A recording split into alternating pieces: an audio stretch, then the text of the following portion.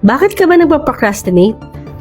Alam mo ba na may kinalaman yung procrastination sa pagiging perfectionistic? Marami ng mga articles na nagsasabi na yung procrastination daw ay perfectionism in disguise. So, sa isang pag-aaral na nakita ko, ito yung interesting na isang research. Kasi dito pinakita nila na may mga inconsistencies daw sa mga pag-aaral tungkol dito. At nakita nila sa pag-aaral nila na yung mediating role na po pwedeng mag-bridge ng gap dun sa mga inconsistencies na yun ay may kinalaman sa fear of failure at overgeneralization of failure. Ayon sa theory of emotional regulation failure, yung taong takot na mag-fail ay mas mataas ang chance na makaramdam ng negative emotion or negative affect.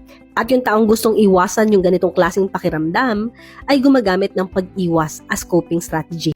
Kaya naman, nagli-lead dito sa procrastination. Ngayon, anong gagawin natin kapag nararanasan natin siya?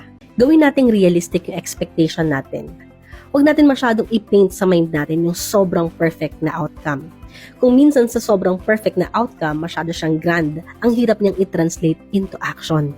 Pangalawa, chunk it down to smaller tasks para mas maging manageable. Kung ganun kaganda yung mga plano mo, syempre mas maganda na gawin natin siyang mas realistic and doable para sa atin para mas attainable talaga siya. Panghuli, sikapin nating maging present. Hindi pa naman nangyari yung mga bagay na iniisip mo eh. The more na mas magpo-focus ka sa ginagawa mo ngayon, mataas ang chance na mas magiging successful yan.